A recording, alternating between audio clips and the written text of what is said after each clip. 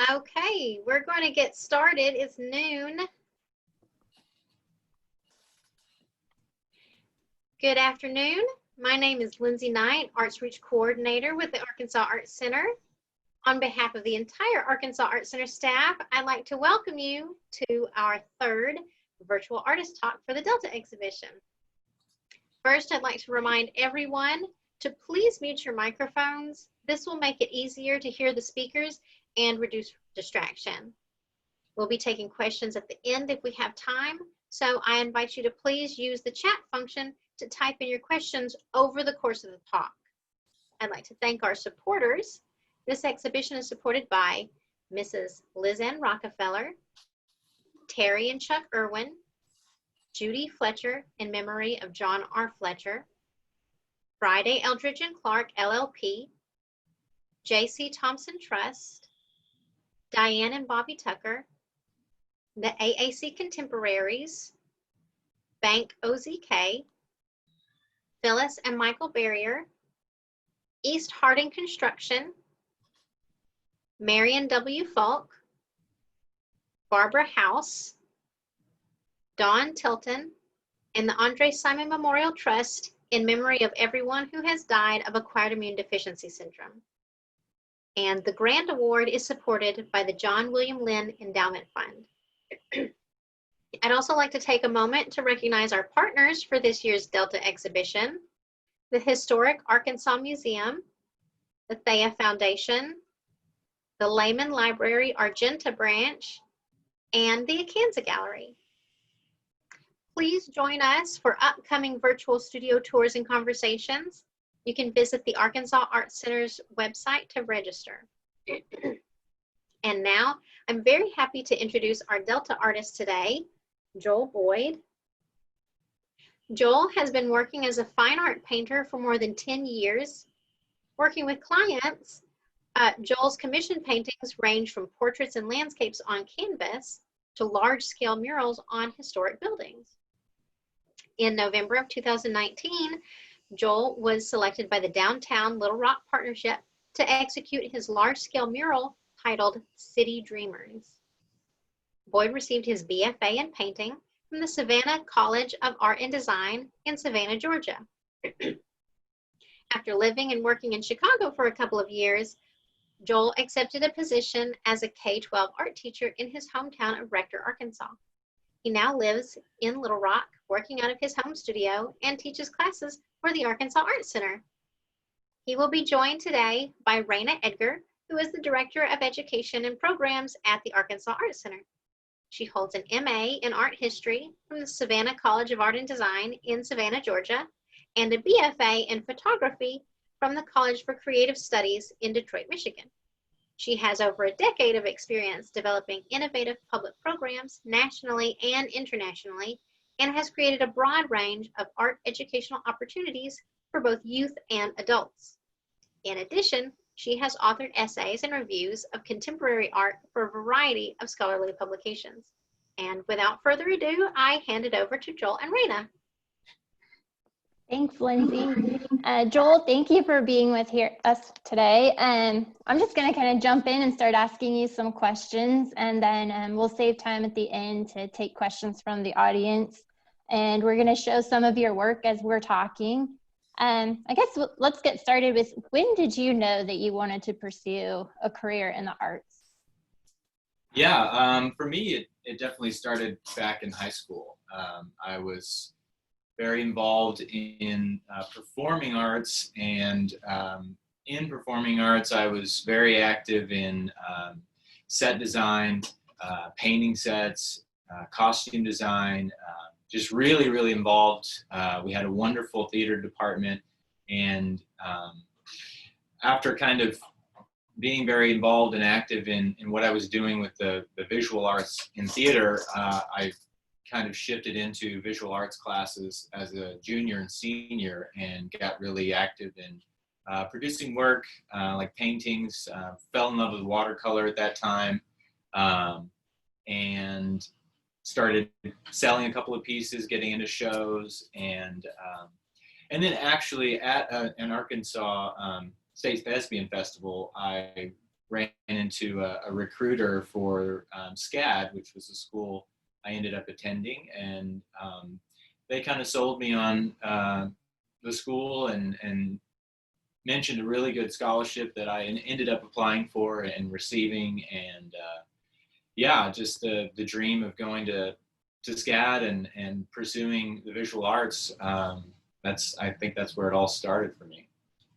Great. And is there any one artist or artwork that you still look at and get really inspired by?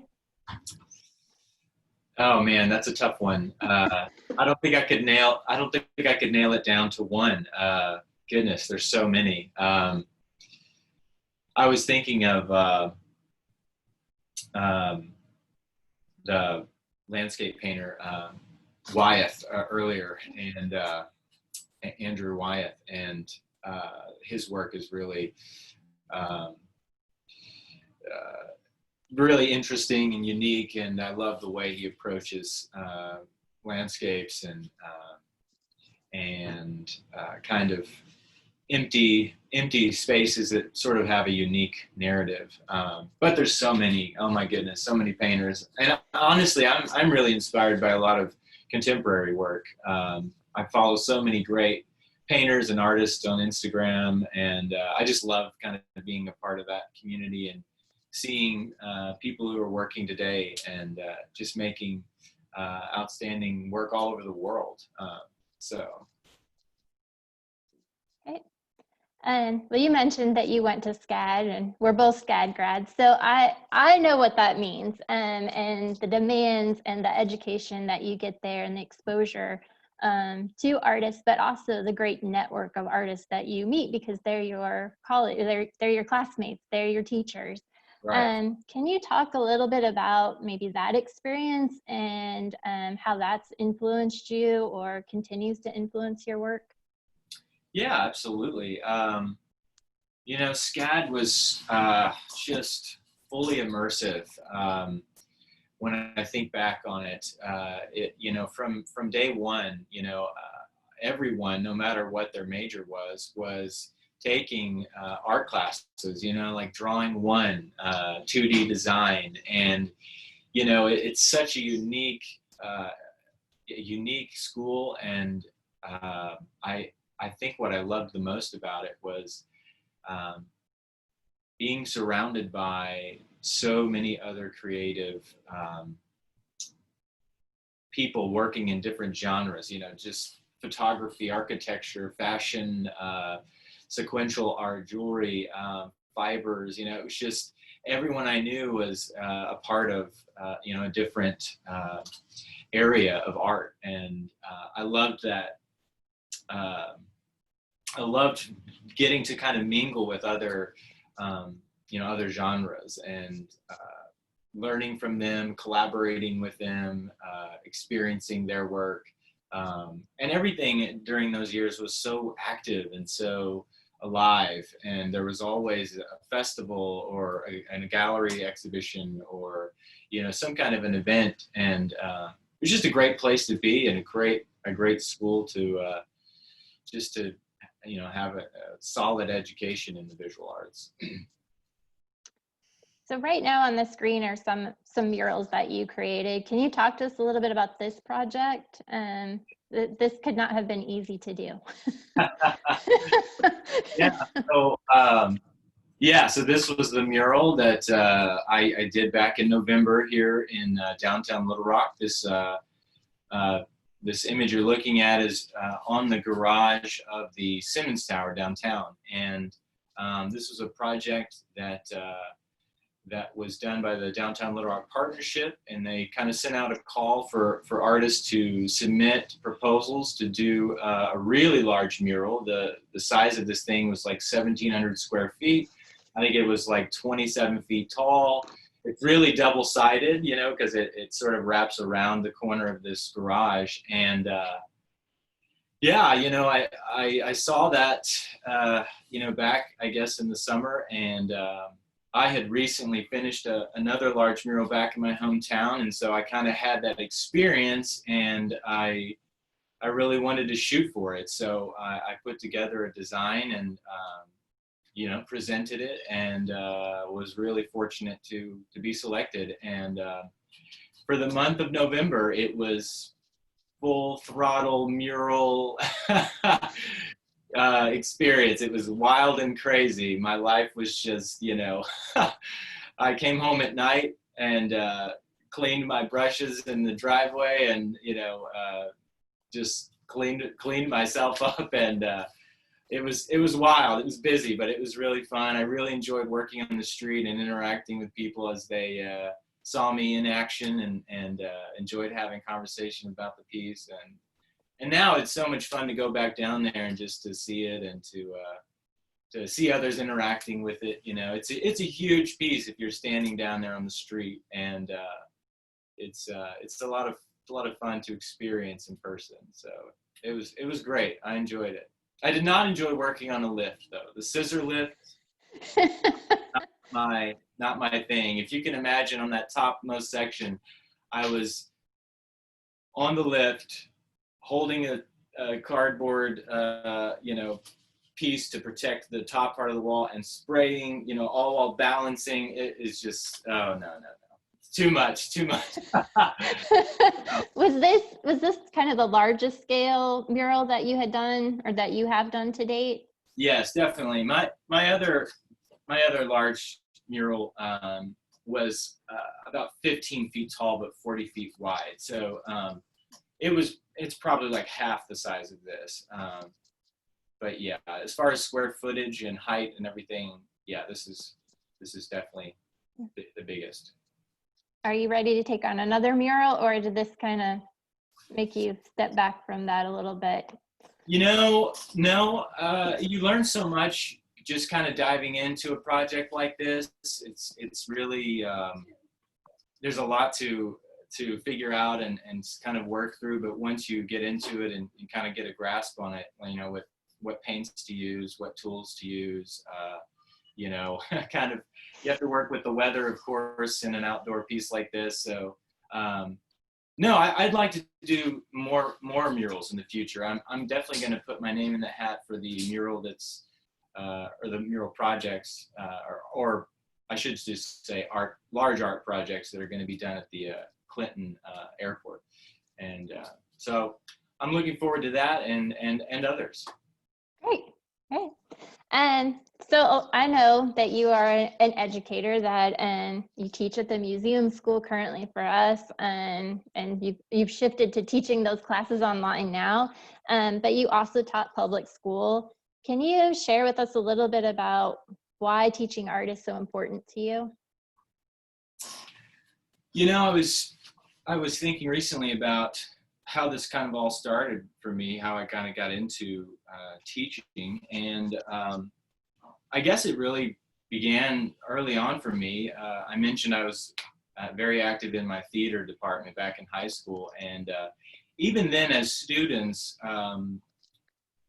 we were, as high schoolers, sharing our knowledge and sharing our talents with younger students. We had a program in the summer where we were kind of training elementary kids in the theater arts. And being a performer, that sort of teaching position just kind of comes naturally, because you're used to talking and used to sharing. And so I got familiar with and comfortable with teaching and sharing back then. And then, as I moved forward into life, new opportunities arose. And when we left Chicago and were wanting to move back to Arkansas, an opportunity to teach K-12 art opened up for me. And it was my hometown, my alma mater. So I was excited about that. And I taught for 6 years back in Rector, Arkansas, and it was a wild ride. And if you've ever been in a K-12 position, it's something unique. But there were many experiences from that I really treasure now. I really fell in love with ceramics as a teacher, because I had never experienced working with clay before. And the room I inherited had a kiln back in the back that I thought was just kind of an ancient technology that didn't work. But in that first year, I started looking into the kiln and researching the specific model, learning how it worked, and fired it up one day, and lo and behold, it was in great condition.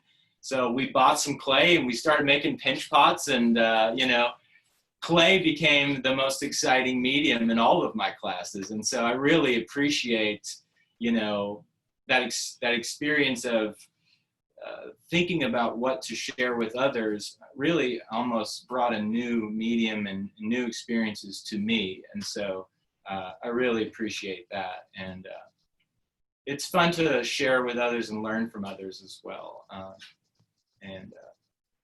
It's been a really nice change of pace to switch to working for the Arts Center. I really enjoy the format of these classes, the time frame, and I love kindergartners, but I really enjoy working with adults. So I really appreciated this new setup. So let's talk a little bit about your work that's in the Delta. And can you tell me why it was important to you to enter the Delta this year? Well, I'm a Little Rock resident now, and I grew up in Arkansas. This is my home state, and I've been a fan of the Delta for many years. I was able to walk through the Delta show back in 2010 when I lived here briefly in our first apartment, and I was just really impressed by the work and really glad to see a great show like that here in Arkansas. And so I think I've wanted to be a part of it in the past, but I've always been so busy with full-time work. And so now that I'm here in Little Rock and working as an artist, it was really a no-brainer. I had to submit and really wanted to be a part of it. And I think it's a great show, and I enjoy that it sort of changes a little bit every year with a new juror, and I think it's it's always a great group of work and incredible artists. So I really kind of set it as a challenge for myself to see if I could be in the show and just kind of be a part of this excellent showcase. Well, I like this work a lot. I think when I look at it, I just want to make up a different story every time I spend a little time looking at it. But I'm just curious, to tell us a little bit about what inspired you to create this work. What were you thinking when you painted this piece?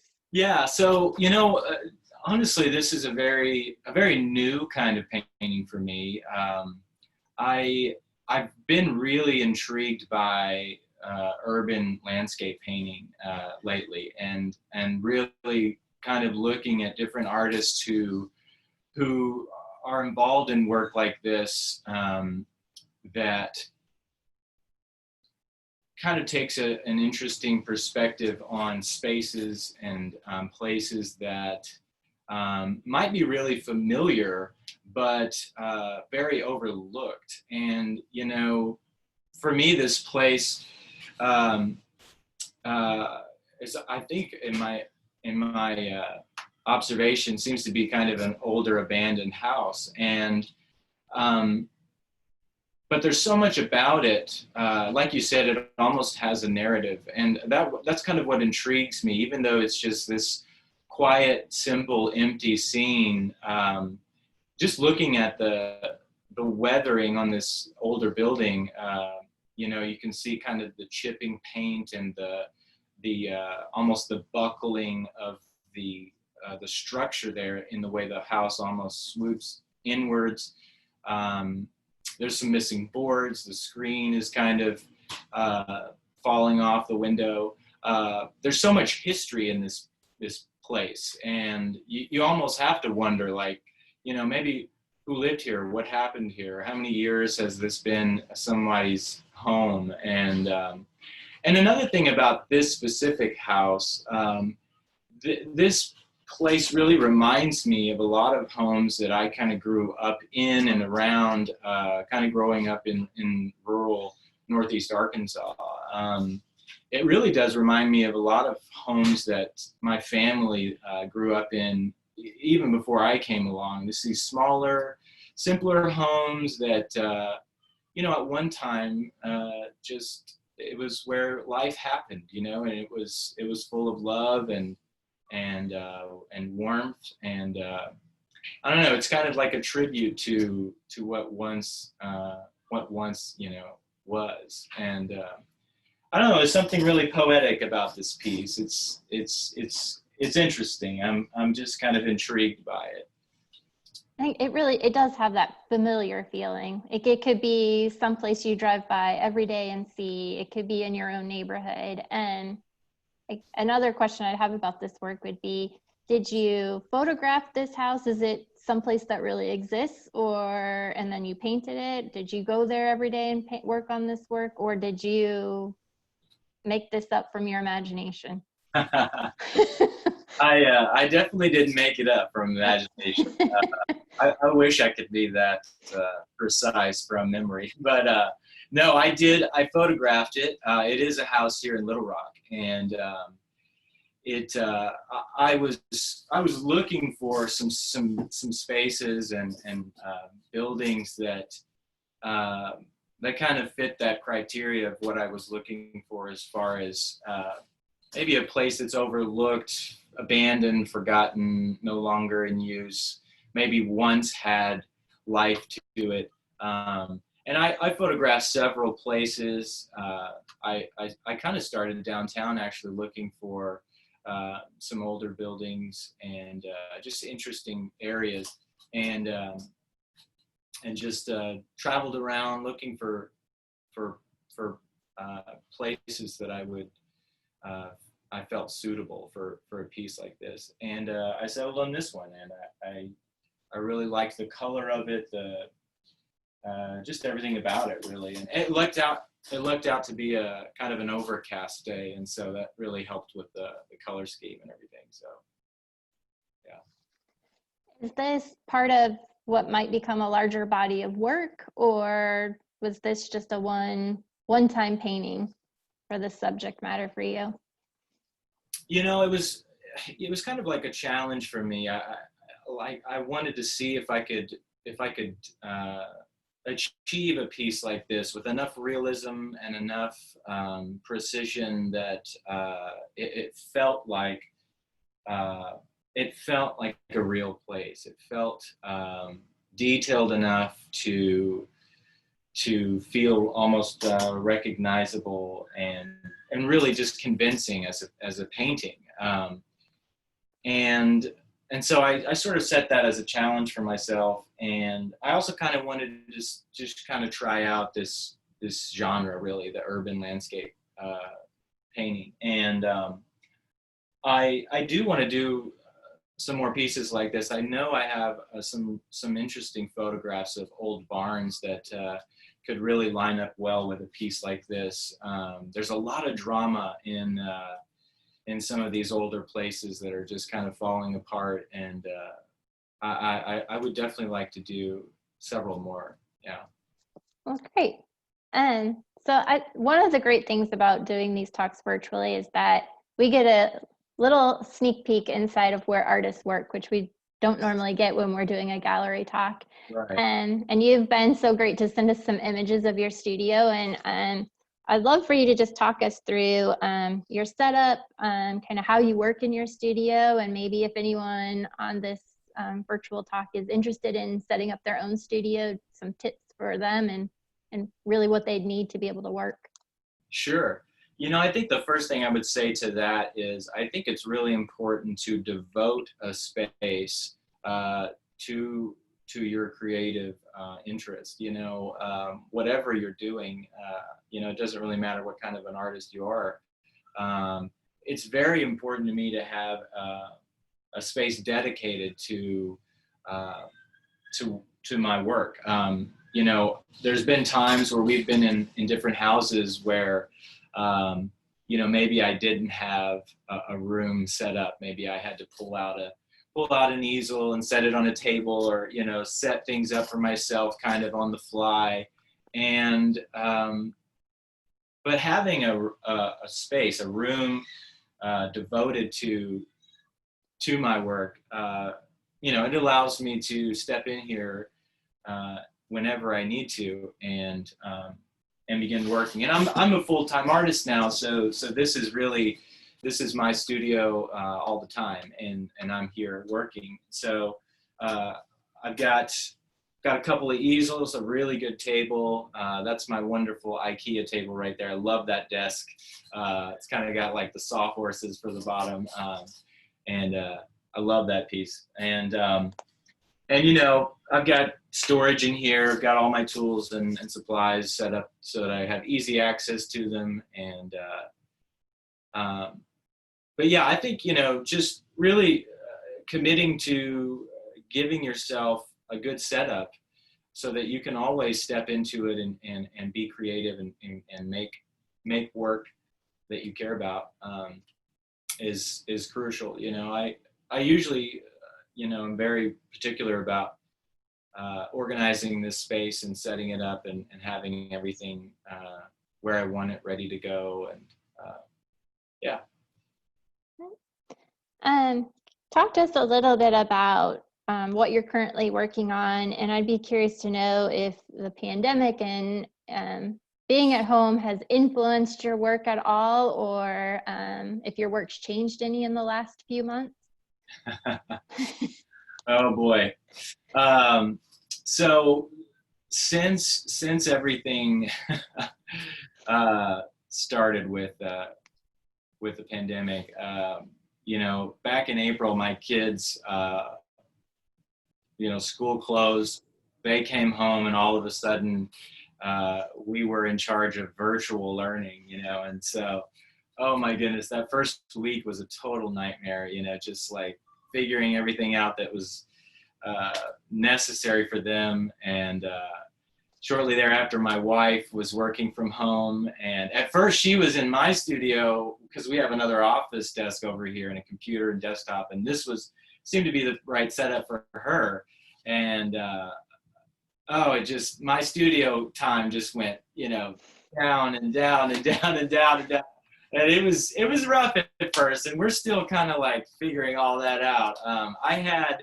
I had one commission on deck back then, and let's just say it has been a slow process finishing that piece. It's a very complicated piece, but still, it has been very challenging to get in here when I want to and get enough time to really sit down and work for hours at a time and be productive, because there's too much happening all at the same time, so. It's been a challenge. I'm ready for it to be over. Yeah, I think we all are. And do you have any tips on how you're staying motivated to keep doing your work during this time? I think for me, it's, I mentioned this a little bit earlier about being connected to a community, whether that be, your own artist friends, or I really appreciate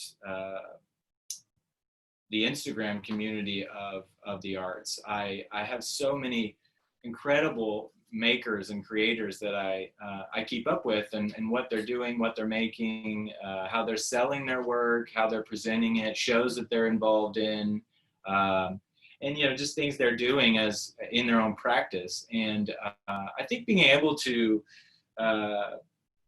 just have some downtime and appreciate others' work and experience new ideas kind of continues to fuel me in my own inspiration. And that's something I do pretty regularly. And I think it's really important as a contemporary artist to kind of be active in social media. Everyone is there, and everyone's sharing, and I think it's important for artists to kind of be a part of that. And I enjoy enjoy doing that. Well, I think we have some time that we can take some questions, and I don't know if we've had any in the chat, or if anyone has some questions, we'd be happy to take those. Yeah, we have some questions.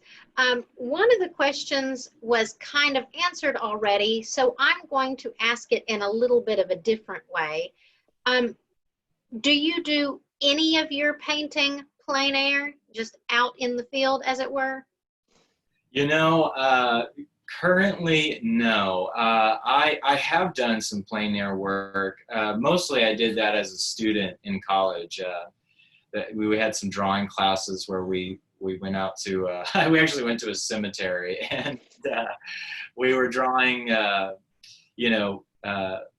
drawing that landscape. And I have really been wanting to do that because I follow some plein air painters on social media, and I want to experience that, especially for the experience of color, because, you know, for me, it's all about color and getting my colors right. And I want to experience what it's like to mix up paint, being in the outdoors, matching my palette knife to the sky, and matching my greens to the many greens that are around me. So no, but I want to do it. Somebody asked, are you making prints of your work available, like signed limited editions? Right. That's something I want to get into. In this coming year, I think I'm really gonna start. As for the most part, I'm a commission-based artist. This is really my first year since, in May of last year, my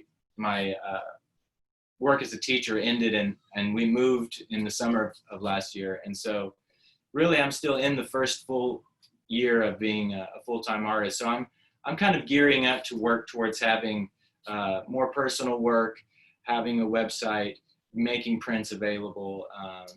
So in the future, that will be available. Definitely something I'm looking forward to.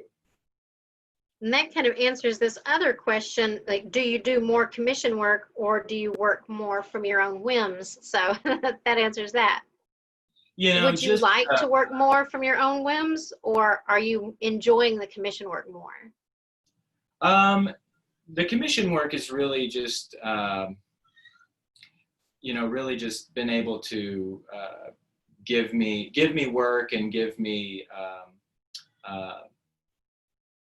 jobs, essentially. And I do enjoy it. It's always a good challenge. When you're working for a client and you're trying to achieve their vision, the range is all over the place, But for me, the challenge in that has been really, I guess, educational, because I might be doing a portrait one week and then doing a landscape the next. And with all of that variety going on, I feel like it's really helped me hone in my ability to paint so many different subjects, give me so many different experiences with, just with color and with my brushes.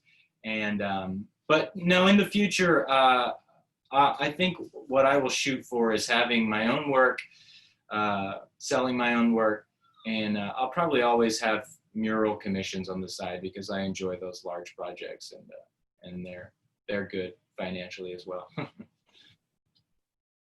What is your favorite medium to use? I used to be strictly an oil painter, and I had more, I feel like I had better learning in oil as a student, just better experience. I didn't do a lot of acrylic painting as a student, but since working on these murals and working for clients, I've been trying to make work in a faster pace so that I can have it dry sooner. And I also, I've gotten into varnishing. And I feel like I've sort of changed how I feel about acrylic versus oil. I used to think acrylic was maybe a lesser medium than oil for some reason, that it just, maybe the colors were less rich and deep.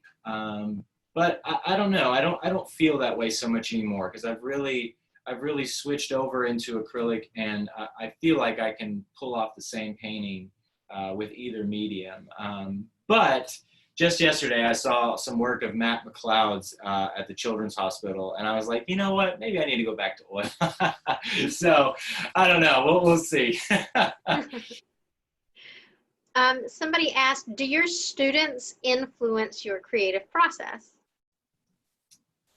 I would say absolutely. You know, as a K-12 instructor,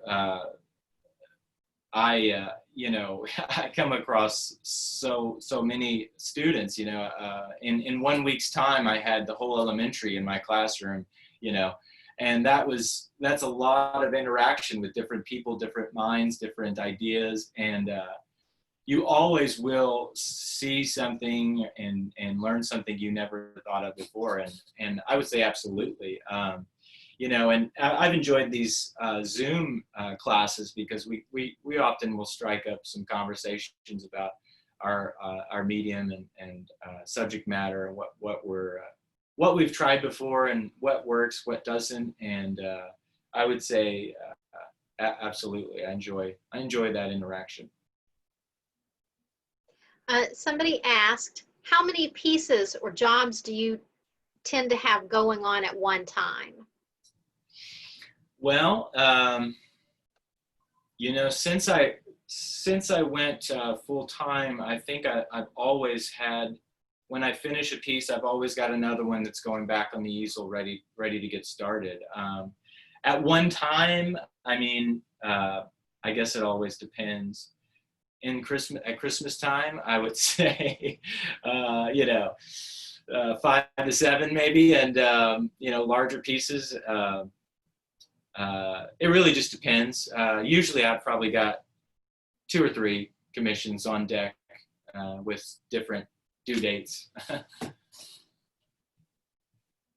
Somebody asked a little bit of a long one. They said, the Delta piece, did you already tell us where in Little Rock it is? You described why this house spoke to you, and I'm imagining there are similar homes in its neighborhood. So to push a little, what spoke to you about this house in particular to paint as opposed to the one next door or across the street from it? You had said that this had a lot of detail, it looked real. So what made this one stand out versus the one beside it? Yeah, I think it was all about the, this one to me just had so much age to it, so much history to it. I felt like it had such an interesting narrative. And this piece, or this house, is it's kind of over in the South Main area of Little Rock, where there's a lot of really much older homes, and there's a variety of buildings over there, some really large and ornate, colorful homes. I actually, my first apartment was kind of over there in that area, right next to the governor's mansion, and the worst apartment ever. But I was looking around. I was trying to look for older buildings, smaller, simpler buildings. You know, something with some history, something with some character, and that's kind of why I landed on this building. Now, you said that you had taken a class in large-scale painting. Is this where you first started doing your large-scale murals? You know, I think the first time I started working large was actually as a student in high school, because we were making sets all the time for our shows. And probably the first time I really did something big was painting a whole set. You know, that kind of has an impact on you, because, you know, hundreds of kids were able to see that show and experience that artwork. And it was really, you know, really impactful in that way. My first large piece, really, I mean, I did some large work on canvas and panel in college, but the first large piece I did was my mural in Rector, the one with the historic buildings and the steam engine that was displayed earlier. Someone asked, among the overcast sky, the relatively bare branches, and the weathered look of the house, the season seems like early spring. Would you be interested in revisiting this same location at a different season? It was early spring. Good eye. You know, I've thought about that, you know, because I went back there a few weeks ago. We had my family in the car, and we were just going on a drive, because that's the only thing you can do now is just drive around. And I think we were looking at my other mural downtown, and I wanted to go back and find this house, and I was trying to find it just by memory, and it took me a little bit, but I did find it, because I didn't really remember the address. But it looks very different on a sunny day for sure, and I would be interested to see what it would look like. I would probably shoot for you know, like high time of fall. You know, fall has such wonderful color, and I'd be interested to see that piece then.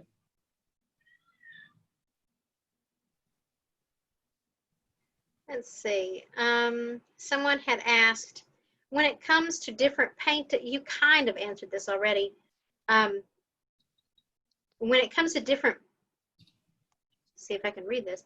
When it comes to different paints, different medium, what challenges do you find from using one type of medium to another? And that could be going from oils to acrylics, or going from watercolor and ceramics.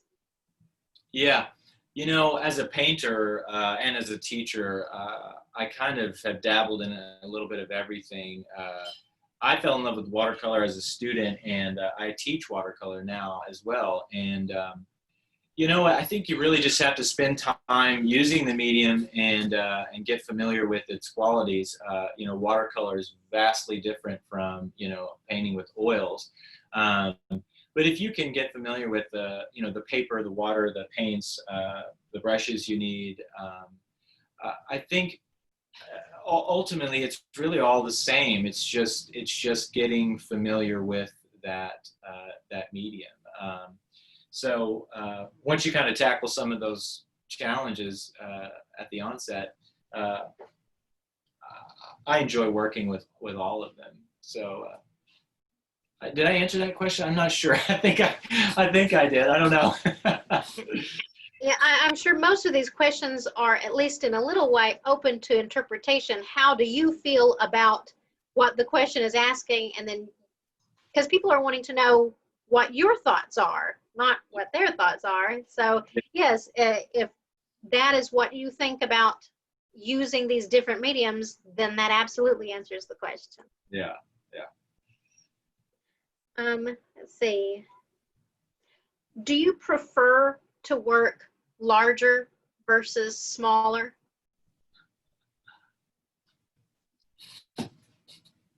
That's a good question.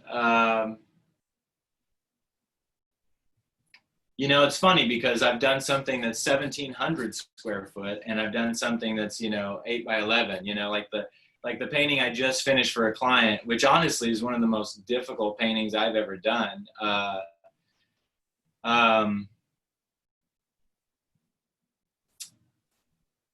I don't enjoy having to work so small just because it's challenging to pull detail off with such small brushes and such small space.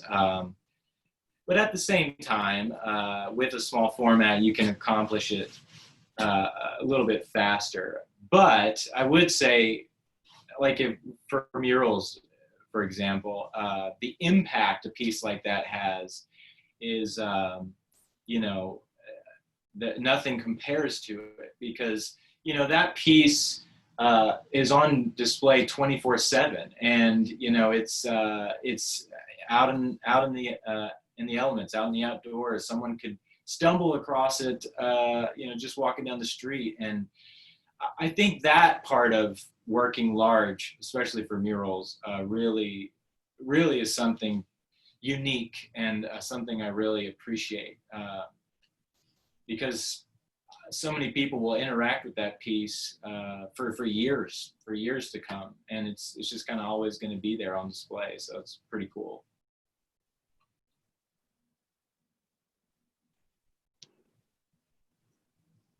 That's all the questions that I have at the moment.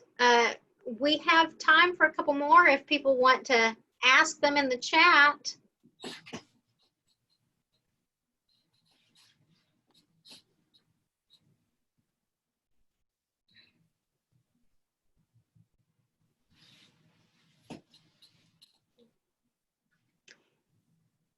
You know, you have a high level of realism in your artwork. Do you come from a very strong drawing background? Yeah, absolutely. I think drawing was probably my first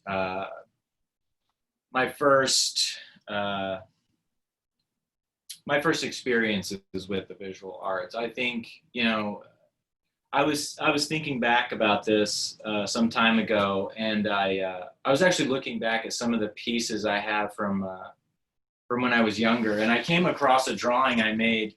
I think I was back in the 7th grade, and I remembered making it. I was so glad to find this drawing because I didn't think I still had it. But I was at my grandmother's, and she had this pillow that had a beautiful scene stitched onto the front of it of like a duck flying over a pond, and there was like, I think, some cattails beside the water. And I sat down and drew that whole picture.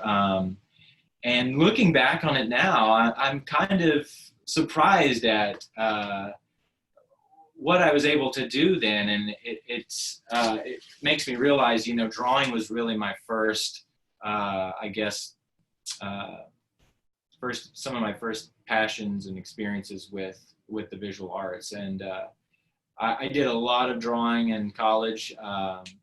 For me, you really have to start with drawing, and then, you know, at least for realism work, then color becomes, you know, something added to that. So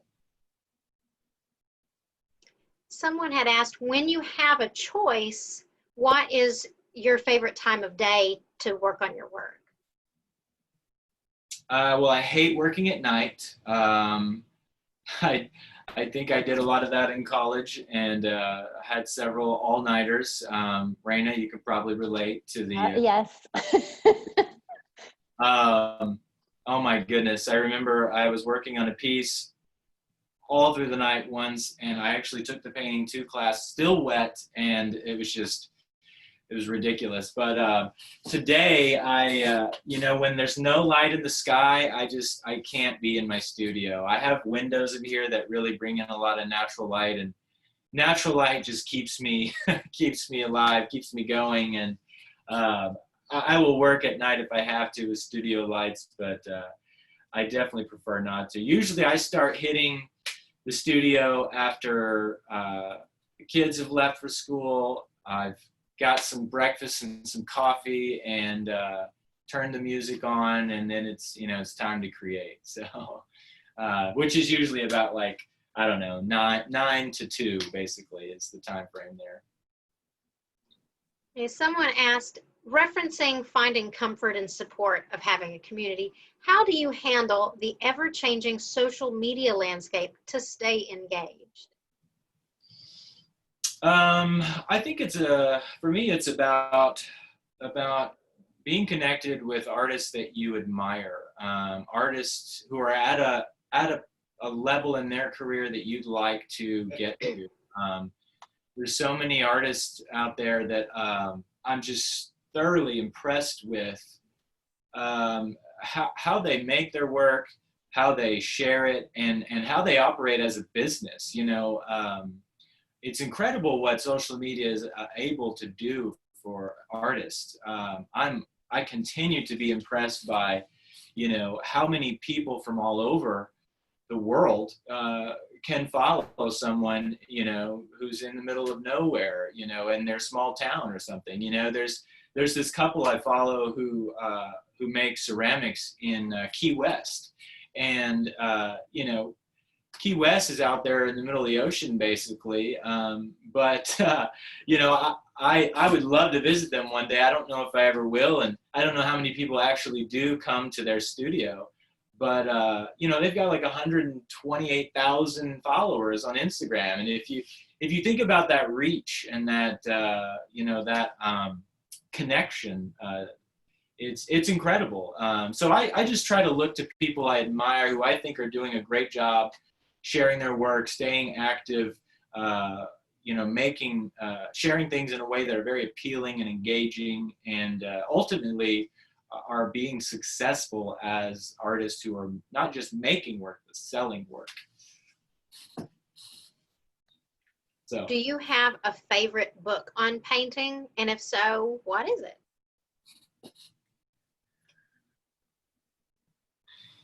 a favorite book.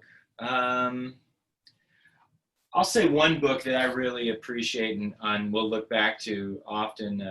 One of my favorite artists is Norman Rockwell.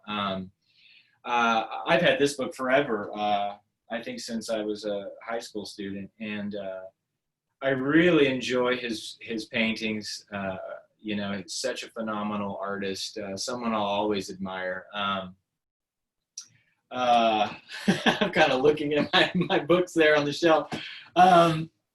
I don't know. I don't have a whole lot of books that I look to, but I'm constantly looking at you know, work online, artists who are living and making work currently.